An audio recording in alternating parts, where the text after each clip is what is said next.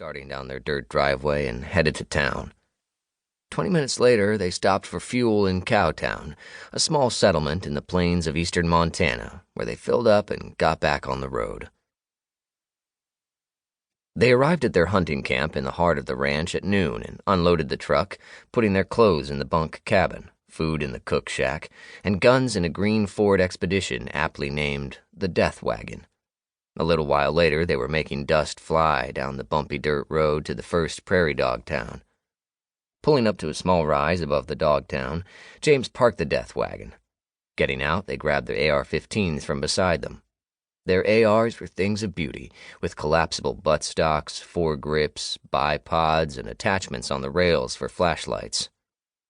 Connor's was a Bushmaster with a 16-inch barrel and a 4x32 Trijicon ACOG optic, while James's was an S&W with a 16-inch barrel and 1-4x24 Vortex illuminated scope. They each shoved a magazine into their rifles and jacked around into the chamber.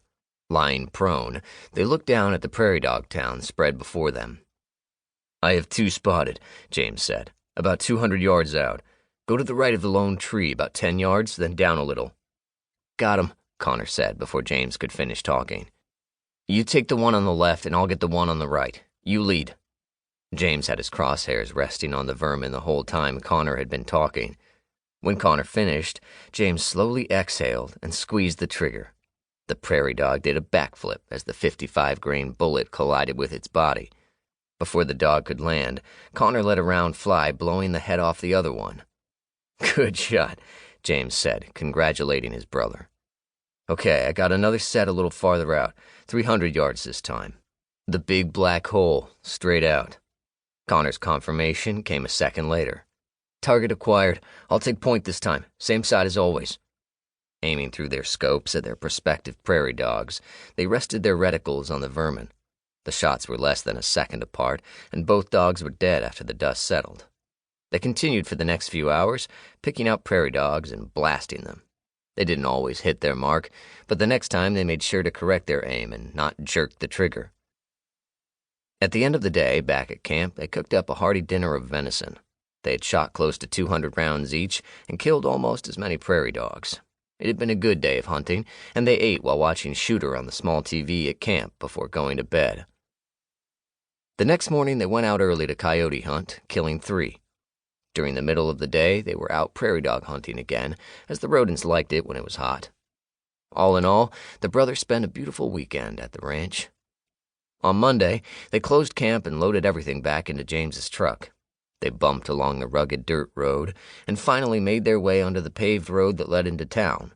But when they pulled into town around 8 a.m., they hadn't passed a single vehicle. "This is weird," James mumbled as he drove toward Main Street, heading for the grocery store. Turning the corner, they gasped. The street was littered with abandoned cars. Some had crashed into buildings, and others looked like they had been left in a hurry. But that wasn't the worst of it. There were bodies. Dead bodies, lying all over the street and slouched in the vehicles. "What the?" James said as he took in the scene. "What happened here?" Connor asked. The first body they reached was lying face down in the middle of the street. They got out of the truck, grabbing their holstered handguns and slipping them onto their belts. Slowly, they approached the body. "Hey, are you okay?" James asked. He was bending down to examine the body when the smell hit him. It was the stench of meat rotting in the hot sun. He'd smelled it before, but only with animals, never humans. Connor's training began to kick in. As a Marine, he'd been trained to survive, and even though his military career had been cut short and he'd never seen combat, his instincts were still strong. He was treating this like a war zone, except something wasn't right. If this was an attack by another country, where were all the soldiers? Or did this have something to do with all the blackouts? He couldn't put his finger on it, but something was terribly wrong with this situation. James rolled the body over while Connor stayed 2 steps behind, hand resting on the gun at his hip. "Holy," James said, covering his mouth with his hand. The corpse was bloated, with a gaping wound at his neck and a hole in his head. "He's been here at least a day. And bro, he's been shot in the head." "We need to get back to the truck and get out of here," Connor said with an edge to his voice. Something was